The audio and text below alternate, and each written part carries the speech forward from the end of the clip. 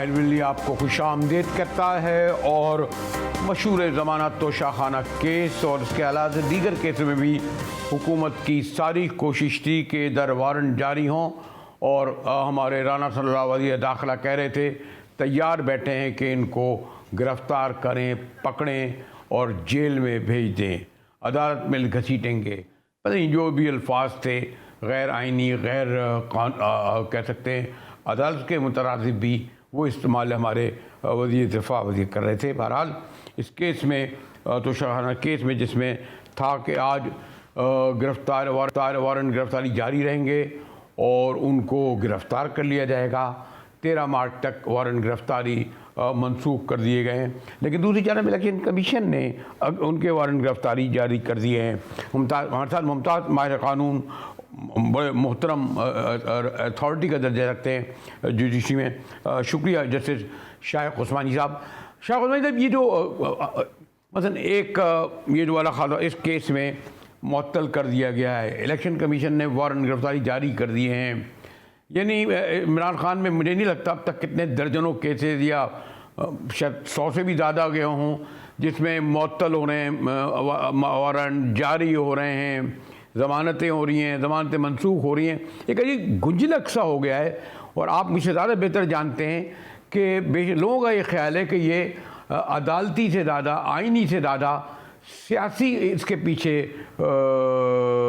महरक़ात हैं। अब ये मुझे मालूम नहीं कि सियासी महरक़ात हैं कि नहीं, लेकिन जहाँ तक के कानूनी पहलू है इसका, अगर कोई कोर्ट एक इशू करती है नोटिस तो उसको सर्व किया जाता है, और अगर वो नहीं पेश होता जिस दिन उसको पेश होना होता है तो उस सूरत में उसके एक नॉन बेलेबल वारंट इशू होते हैं। ये एक तरीका है कोर्ट का, और वही तरीका ऐसे भी अपनाया गया था और उन पर सर्व करनी नोटिस के बाद वो नॉन बेलेबल वारंट इशू हो गए। अब इमरान खान साहब का जो केस था उसमें उनका ये कंटेंशन था कि उनकी हेल्थ ठीक नहीं है और उनके सिक्योरिटी के खदशात हैं, इस वजह से वो अपील नहीं होना चाहते। अब इस बात से जो नॉन बेलेबल जो वारंट है वो मुअत्तल कर दिया जाए। तो कोर्ट का फैसला सही है, उन्होंने दोनों तरफ का देखा, उन्होंने देख लिया कि इमरान खान साहब के भी जो कंटेंशन थे उसको एक्सेप्ट कर लिया उन्होंने कि किसी सही है गलत, लेकिन एक्सेप्ट कर लिया उन्होंने। और वो भी जहाँ तक कोर्ट का मामला है उसको बरकरार रखा। उन्होंने उनसे कह दिया ठीक है, वो मुअत्तल कर दिया, लेकिन उनको ये डायरेक्शन दे दी कि आप 13 तारीख को वहाँ मौजूद हों। अगर वो नहीं आ जाते फर्द जुर्म आयद होने के लिए, फिर उनके लिए मुसीबत होगी इमरान साहब। लेकिन अब ये जो इलेक्शन कमीशन में ने जो इनके वारंट गिरफ्तारी जारी कर दी हैं जैसे साहब, इसका क्या होगा? वो एक अलग चीज़ है, उससे इसका कोई ताल्लुक नहीं। वो तो एक नॉर्मल वारंट इशू है, वो तो बेलेबल वारंट है। अरे मैं ज़रा आपसे टेक्निकली समझना चाहता हूँ कि वारंट गिरफ्तारी जब जारी होते हैं तो इसके माने पुलिस को ये हुक्म दिया जाता है कि वो जाए और जिसके खिलाफ वारंट जारी हुए हैं उसको हर सूरत में गिरफ्तार करके लाए। आम आदमी के साथ तो यही होता है ना, इधर पर्ची कटी नहीं, उधर पुलिस पकड़ के ले गई। देखिए, दो किस्म के वारंट होते हैं, एक बेलेबल वारंट होता है, एक नॉन बेलेबल वारंट होता है। एक वारंट ये होता है कि बेलेबल वारंट ये होता है कि आपको अगर वो नोटिस लेके जाए तो आप इमीडिएटली बेल के लिए अप्लाई करें और आपको बेल मिल जाएगी। एक नॉन बेलेबल होता है जिसमें कि आपको बेल नहीं मिलती, आपको पेश होना पड़ता है, बाद में फिर वो कोर्ट डिसाइड करती है कि आपको बेल देनी है कि नहीं देनी। ये नॉर्मल प्रोसीजर कोर्ट का होता है और इसमें कोई करना नहीं चाहिए लोगों को। जो आइन जो कानून है उसको फॉलो करना चाहिए हर एक को, चाहे बड़ा हो चाहे छोटा हो, पावरफुल हो या नॉट पावरफुल ना हो। और अगर कोई खास तौर से सियासतदान को तो ज़्यादा केयरफुल होना चाहिए, उनको तो यकीनन फौरन प्रेजेंट होना चाहिए दिखाने के लिए कि हम कानून की पासदारी करते हैं। जैसा भाई इससे हटकर अगर आप आजकल आपने और नहीं किया कि इधर हालिया दिनों में बाकायदा बेंचों के हवाले से कहा जाता है कि इन जजों को रखा जाए, इनको हटाया जाए, 9 रुकनी हो या 7 रुकनी हो, फुल बेंच हो या नहीं बेंच हो। अभी तो एक जज साहब के सामने बाकायदा बारों ने बेंचों ने मिलके कह दिया कि जनाब इनको मिसकंडक्ट के इल्ज़ाम पे बाकायदा उनके ख़िलाफ़ केस भी अब शायद चले। फिर बारें भी एक पार्टियां बन रही हैं, यानी इससे पहले इतना ज़्यादा बारें और बेंचें जो हैं सियासती में कहूँगा या सियासी कन्फ्रंटेशन में मुलव्वस नहीं हुई थी। ये सही है। देखिए, पहले ऐसा नहीं होता था कि आपस में सियासतदान जो हैं, जो लड़ते थे वो असेंबली में लड़ते थे और एक दूसरे को जो कुछ कहना होता था असेंबली में कहते थे। और बहुत कम ऐसा होता था कि लोग अपने डिस्प्यूट जो होते हैं सियासतदान के, सारी दुनिया के सियासतदान एक दूसरे से लड़ते झगड़ते रहते हैं, कोई नई बात नहीं। तो जो जो अपने डिस्प्यूट होते हैं ये फटाफट लोग कोर्ट में भागते हैं और कोर्ट को इन्वॉल्व करते हैं। और इसमें कोर्ट को ज़रूरी है, कोर्ट के लिए, कि वो ऐसी जितनी एप्लीकेशन आती हैं उनको डिसमिस करके वापस भेज दें, ताकि वो इन्वॉल्व ही ना हो कोर्ट किसी तरह से। ये सब कुछ जो हो रहा है इस वजह से हो रहा है कि बदकिस्मती से हमारी कोर्ट जो हैं वो जो सियासी लोगों के डिस्प्यूट है उसमें इन्वॉल्व हो रही हैं। जब एक दफ़ा इन्वॉल्व हो जाती हैं तो जिसके हक में फैसला होता है वो तो कहता है बड़ा वाह वाह वाह, और जिसके हक में नहीं होता वो गाली देता है। तो ये तो कसूर जुडिशरी का है, इनको इस तरह करना नहीं चाहिए, इन्वॉल्व नहीं होना चाहिए। शुक्रिया मोहतरम जस्टिस शाइक उस्मानी साहब। मैंने बताया ना, बड़े मुमताज़ माहिर कानून, अथॉरिटी, और जस्टिस साहब खुद इर्ताफ़ कर रहे थे कि सियासी केसों में बड़ी हद तक अदालतें को मुलव्वस कर दिया गया है, जो नहीं होना चाहिए। हमारे साथ अरसलान भट्टी साहब जमा पार्क के सामने मौजूद हैं। भट्टी साहब शुक्रिया, आप तो माशाल्लाह खुद भी डेरा लगाए हुए हैं कारकुनों के साथ। कितने दिन हो गए पता नहीं। ये जो केस का नया फैसला आया तो इसका तोशाखाना केस में बरी होने का, लेकिन साथ में एक में वारंट। अब क्या तो यहाँ जमा पार्क के इर्द गिर्द सूरत हाल है? क्या इतनी ही तादाद में लोग मौजूद हैं? वैसे ही जोश खरोश है? ज़रा बताइए, कैमरे की आँख क्या दिखा रही है?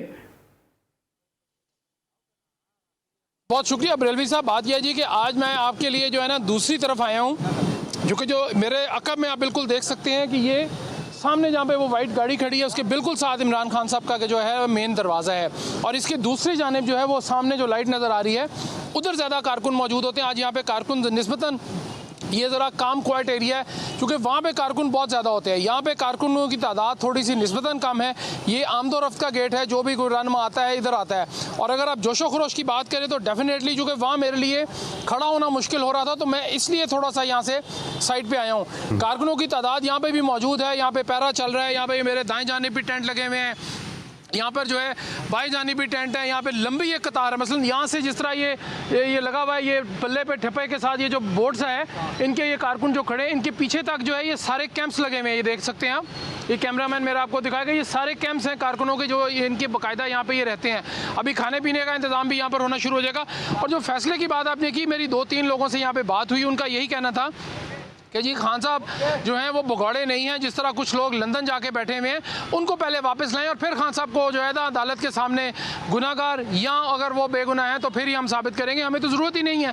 वो हर केस के अंदर बरी होते जा रहे हैं। उनका ये कहना था कि जी 76 FIR हैं जो खान साहब के खिलाफ हुई हैं। अब उसमें बताएं कि एक शख्स के खिलाफ वो कहते हैं जी 50 रुपये का उसने बॉन्ड दिया है और वो मुल्क से बाहर बैठा है। यहाँ पे जो कारकुन है, यहाँ पे मैं अगर आप कहें तो मैं उनकी बात भी आपसे करा सकता हूँ, लेकिन ज़्यादातर के एहसास जज्बात उनके इसी तरह के हैं कि जी ये इतने सारे लोग हैं। भट्टी साहब ये बताइए कि कल से हमारे अभी मैं सुना बड़े सीनियर रहनुमा अरशद अहमद हज़रत साहब ने कहा है कि बुध से इमरान खान इंतखाबी मुहिम चलाएंगे। तो हम इंतखाबी मुहिम कैसे चलाएंगे? क्या रेडियो लिंक के ज़रिए अमली तौर पर गाड़ी में बैठकर क्या नौयत होगी और मुहिम किस तरह चलेगी? रैली निकलेगी, जलसा होगा, जुलूस होगा, क्या क्या क्या मतलब है उनका?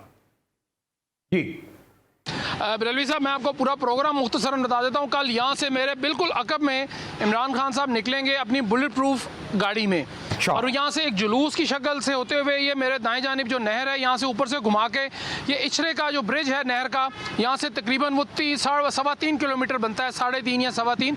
वहाँ से वो दाएं जानिब मुड़ेंगे फिरोजपुर रोड पे, और वहाँ से होते हुए वो MO कॉलेज जाएंगे, जैन मंदिर चौक और MO कॉलेज, और वहाँ से फिर दाएँ मुड़कर वो सीधा दाता दरबार पर पहुँचेगी। ये तकरीबन 7 किलोमीटर 7.25 किलोमीटर का एरिया है।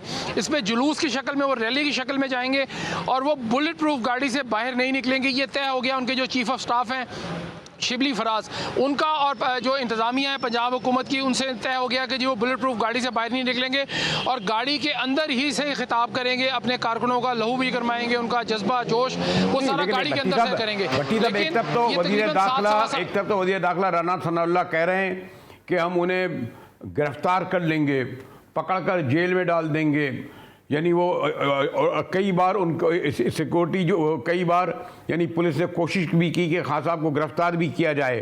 तो ये जो खान साहब गिरफ्तार ये घर से बाहर निकलते हैं तो कहीं इसका इम्कान है कि उन्हें बाहर नहीं जब निकले तो गिरफ्तार कर लिया जाए।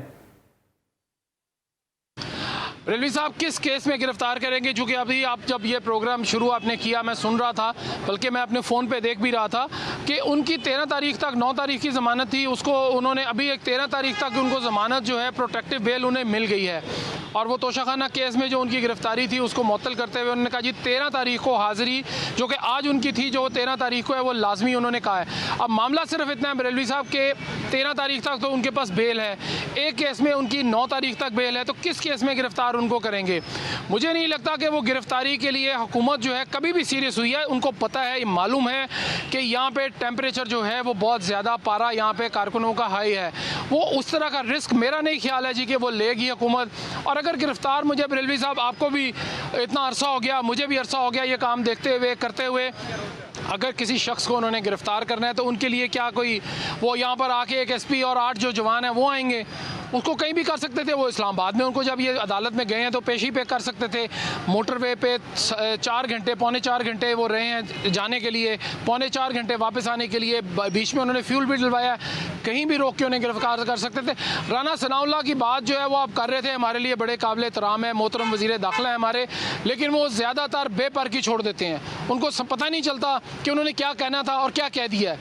मामला सिर्फ इतना सा है कि किस केस में उनको गिरफ्तार करना है चेयरमैन तहरीक इंसाफ को, अगर करना है, और अगर करना है तो फिर ये रोजाना प्रेस कॉन्फ्रेंसेस करके ना करें, आए ये सामने मेरे पीछे है, कोई मुश्किल काम नहीं है, ये बिल्कुल मेरे पीछे आप देखें यहाँ से चंद कदम के फासले पर उनका घर है। मैं आपसे आखिर में कंक्लूडिंग ये कहूँ कि कल की जो इंतखाबी मुहिम कह लें या सियासी मुहिम कह लें या उनकी जो रैली कह लें, आप समझते हैं कि कल गैर मामूली, क्योंकि कल वैसे बुध का दिन है, गैर मामूली तौर पर लोग ज़्यादा होंगे, लाखों नहीं तो हज़ारों की तादाद में खान साहब के साथ जाएंगे दाता दरबार तक?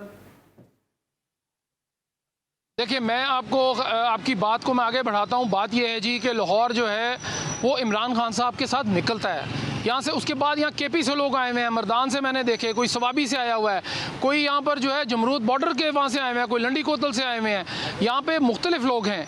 बात यह है कि बहुत सारे लोग हैं, कल लोग निकलते हैं। हमने माजी में देखा कि अच्छा साइजेबल क्राउड, मैं हज़ारों या लाखों की बात नहीं करता, लेकिन अच्छा साइजेबल क्राउड जिसको आप काउंटलेस कह सकते हैं, यानी आप गिनती नहीं कर सकते उनकी, वो डेफिनेटली होंगे यहाँ पर। लाहौर जो है वो मोबाइल हो चुका है इस हवाले से कि वो तहरीक इंसाफ के साथ खड़े हो जाते हैं। अब लोगों को महंगाई ने मारा हुआ है, यहाँ पे लोगों के मसाइल इतने बढ़ गए हैं कि वो देख रहे हैं कि इमरान खान शायद उनका निजात दहिंदा के तौर पर वो देख रहे हैं उनको।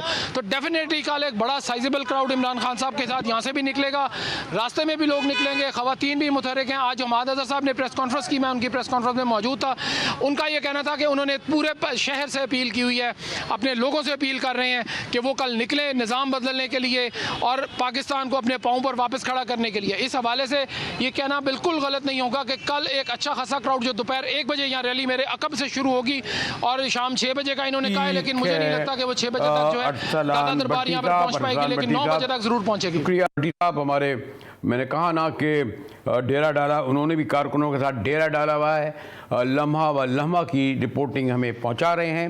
एक इंटरेस्टिंग डेवलपमेंट की तरफ भी मैं आना चाह रहा था, लेकिन ये जो अदालतें कंट्रोवर्शियल या जब बारे पार्टियां बनी हैं, इस बारे में मैंने सोचा कि पाकिस्तान बार काउंसिल के बड़े सीनियर रहनुमा हैं, उनसे रुजू करूं, चेयरमैन हैं तो उनसे रुजू करूं। मिलते हैं एक ब्रेक के बाद।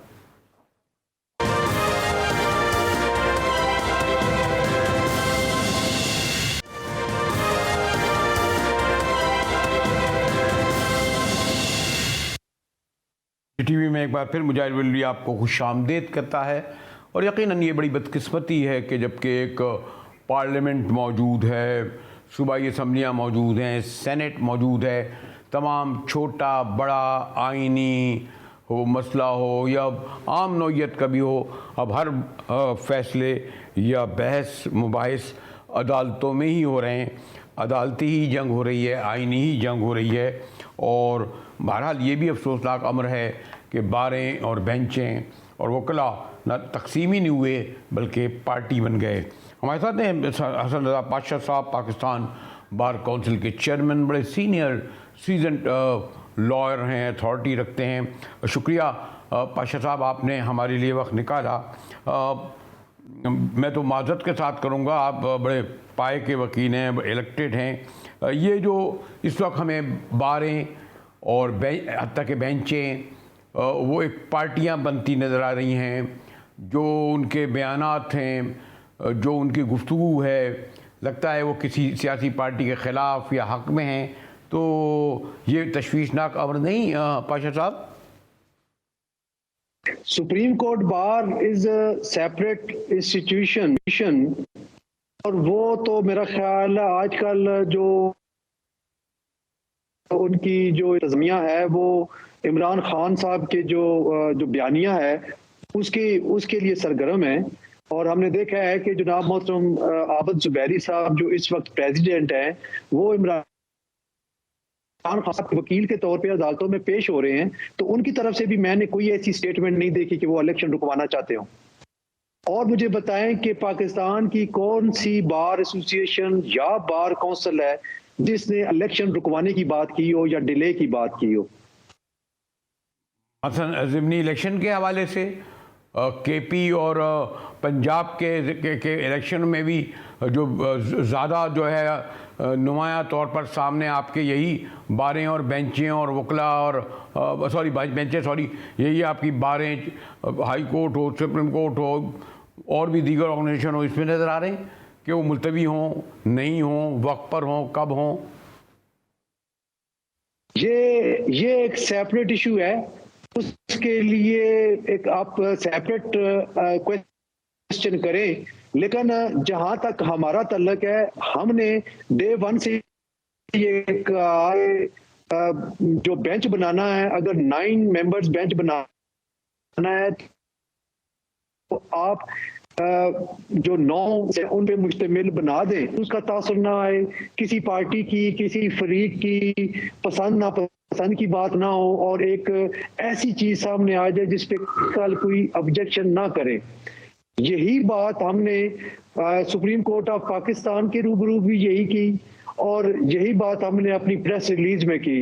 और एंड ऑफ द डे क्या हुआ, आपने देखा कि चाहे 4-3 की बात एक फ्री कर रही है या 3-2 की बात कर रही है, लेकिन इस फैसले पे तनकीद हो रही है और मामलात जो है वो सुप्रीम कोर्ट के हद तक कितने गंभीर हो चुके हैं। नहीं, मैं इसमें मैं आपको लड़ना शुरू हो गई है। नहीं देखें, आप मेरा पाशा साहब ये मेरा नहीं, पाशा साहब ये मैं तो ये कह रहा था कि केपी में जो डिज़ोल्व हुई असम्बली या डिज़ोल्व हुई असम्बली पंजाब में, इसमें भी क्या हुआ, बाकायदा जो कोर्ट लड़ाई लड़ी जा रही है उसमें भी तो यही बारों और बेंचों का वकालत तो हर एक उसका हक है कि वकील किसी एक पार्टी की जानिब से पेश हो, लेकिन वो पार्टी बना हुआ है, कलेक्टिवली डिसीजन ले रहा है।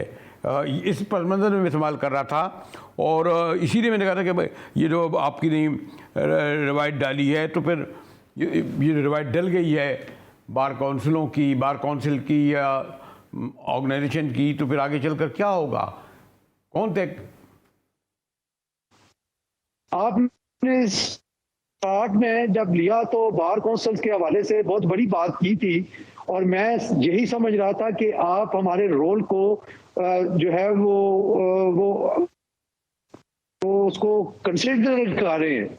और उसी नज़र में मैंने ये बात की कि बीइंग रेगुलेटर और being citizen this country, sir the court भी कुछ रोल है। और आप देखें कि अगर थोड़ा सा पीछे चले जाएं, अगर बेंच बनाते वक्त हमारी इस तजवीज़ पे अमल कर दिया जाता तो जो आज जो है वो मामलात गड़बड़ हुए हैं शायद वो ना होते। नहीं देखिए, मैं अगर ये कोई आज से तो नहीं हो रहा, क्या हम आपकी जो ख़ास तौर पर बारों का भी ये रोल रहा, उससे ज़्यादा संगीन माजी में बेंचों का रहा, या आपकी बेंचें बाकायदा लिसानी बुनियाद पर तकसीम हुई। मैं हमेशा भुट्टो साहब के केस का हवाला देता हूँ, आपकी बेनज़ीर और नवाज शरीफ का देता हूँ। लड़काना की अदालत का एक फ़ैसला, लाहौर की अदालत का एक फ़ैसला, बाद में जो सज्जाद अली शाह के ख़िलाफ़ कार्रवाई हुई उस वक्त भी यही रिफ्लेक्शन नज़र आया। सुप्रीम कोर्ट पे हमला हुआ तब भी यही नज़र आया। अब हम यही देख रहे हैं रवैया और तवातुर से जारी है इमरान खान के बारे में। बाकायदा किस तरह भोन साहब खड़े हो गए थे जजों का बाकायदा सुदूर्स का एक पूरा ग्रुप लेकर। तो ये तो हो रहा है ना कि मैं कई सियासी लिसानी बुनियादों पर भी तक बारे इस तरह सामने आने लगी है। मैं अर्ज करता हूँ थोड़ा सा बरेलवी साहब, आप अपने ना वो मामला विद ड्यू रिस्पेक्ट अर्ज करूंगा कि थोड़ी सी तस्हीह कर लें अपने इस परसेप्शन की। मैं इत्तफाकन उस वक्त मैं भी जब वो प्रेसिडेंट पेश हुए थे भून साहब के साथ, तो उस वक्त being member Pakistan bar council मैं भी पेश हुआ था और हमने उस वक्त भी ये इस्तदा की थी कि ऑनरेबल चीफ जस्टिस साहब से ओपन कोर्ट में हमने ये इस्तदा की थी कि जनाब ये जो बड़ा इंपॉर्टेंट मैटर है इसने एक लाइन ड्रॉ करनी है, एक कॉन्स्टिट्यूशनल इंपॉर्टेंट कॉन्स्टिट्यूशन मैटर है, इस पे आप बेहतर ये है, हमारी तजवीज़ ये है कि आप इस पे फुल बेंच बना दें ताकि मामलात जो हैं वो ठीक हो सके। लेकिन अनफॉर्चुनेटली उस वक्त भी हमारी बात नहीं मानी गई और आप देखें कि जो वो डिसीजन आया 3-2 की रेशो से, उस पे भी अभी एतराज हैं और उसमें एक बात बड़ी वादे तौर पे आ रही है जो कानून के जानने वाले हैं, आइन के समझने वाले हैं, कि उसमें आर्टिकल 63 के हवाले से रीराइटिंग ऑफ कॉन्स्टिट्यूशन हुई है। इन्हीं चीज़ों को तो अवॉइड करने के लिए उस वक्त भी हमने ये अर्ज की थी, इस दफ़ा भी हम यही अर्ज करते रहे हैं कि बेंच का जो है वो आप क्यों मुतनाज़ बनाते हैं। आप इस बेंच को फुल कोर्ट कर दें, बेशक आप इसको 9 सीनियर मेंबर्स कर दें, एक रो में आ जाएगा, एक पता चल जाएगा कि क्या हुआ है। कल देखिए, अगर कल फैसला होता इमरान खान के साहब के खिलाफ तो वो क्या एजिटेट करते और क्या कहते। ये सिलसिला ना खत्म होने वाला है और इसी चीज को मद्देनजर रखते हुए हमेशा बार काउंसिल्स और बार एसोसिएशन ने जो स्टांस लिया है, 10 साल बाद जब पता चलता है तो ये लोग आप ही लोग कह रहे होते हैं कि उस वक्त बार काउंसिल ने ठीक स्टैंड लिया था। अब यही वाला बेंचों वाला मामला है जो आप लोग कह रहे हैं और आप खुद कर रहे हैं। भाई जब सुप्रीम जुडिशल काउंसिल मौजूद है, चाहे जजेज अगर गलत फैसला करें और अगर चीफ जस्टिस तक कोई गलत फैसला करे, आप कह रहे हैं कि नहीं साहब हमारे कहने के मुताबिक ये होना चाहिए। अब अगर डिक्टेट बाकायदा कर रहे हैं, सुप्रीम कोर्ट में खड़े हो जाते हैं, आप अदालतों में खड़े हो जाते हैं, मतलब यही तो हो रहा है। और वो जब इस खड़े होते हैं जिस तरह आप लोग, तो आइनी मसला नहीं रहता, वो सियासी मसला बन जाता है, क्योंकि साफ झलकता है कि आप किसके हक में और किसके खिलाफ कर रहे हैं। ये मैं एक दफ़ा फिर आपकी इस बात पे थोड़ा सा ऑब्जेक्शन करूंगा और बात ये है कि जो पहले जो आपने फरमाया कि ये एक सियासी मसला है और सियासी क्राइसिस है, मैं थोड़ा सा एक स्टेप आगे जाते हुए आपको कहूंगा कि ये सियासी और जुडिशियल दोनों क्राइसिस हैं। और जहां तक बार एसोसिएशन या बार काउंसिल्स का किसी पॉलिटिकल पार्टी के सिमत ले जाने की बात हो रही है तो इस पे भी मेरी इख्तिलाफ है। अगर कोई मसलन मैं, आप देखें, मैं किसी पार्टी का नहीं हूं, मैं पाकिस्तान बार काउंसिल के एग्जीक्यूटिव कमेटी का चेयरमैन हूं। मेरी जो राय होगी, मेरी राय वो बिल्कुल गैर जानबदाराना राय है। मैं किसी पार्टी की हमायत या मुखालफत नहीं कर रहा। और अभी जब रिसेंट पास्ट में हमने एक फैसला किया एक जज साहब के मुतल्लक कि उनके खिलाफ रेफरेंस फाइल करना है, तो वो मैंने अकेले में कोई फैसला नहीं किया था, मैंने तमाम पाकिस्तान। ठीक है मोहतरम पाशा साहब, अगर आप किसी ये तो आपको तासुर आया हो कि मैं शायद कोई कतई मेरा इदारा नहीं, मैं तो आपको ये सवाल इसलिए कर रहा था कि आपसे ज़्यादा से ज़्यादा आपका मौक़िफ़ सामने आ सके और वो इबहम दूर हो सके जो इस वक्त मौजूद है जुडिशरी और ख़ास तौर पर बारों के बारे में। मिलते हैं एक ब्रेक के बाद के ज़रा गुफ्तगू कर लें। जरदारी साहब का बड़ा हंगामा खेज दौरा जनूबी पंजाब का जारी है, उस पर मालूम करते हैं एक ब्रेक के बाद। हमारे साथ रहिएगा।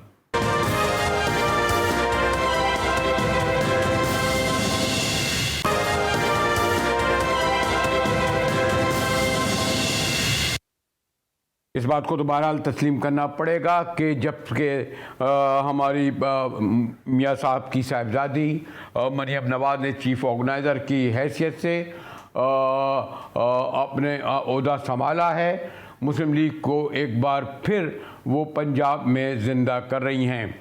मरियम नवाज़ बहरहाल एक क्राउड पुलर हैं, बड़े पैमाने पर उन्हें लोग सुनते हैं।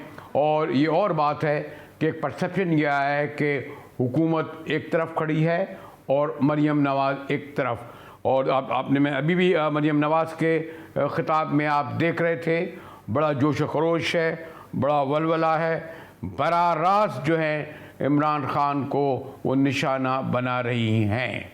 इसी के साथ ही मुजाहिद विल को GTV से इजाज़त दीजिए।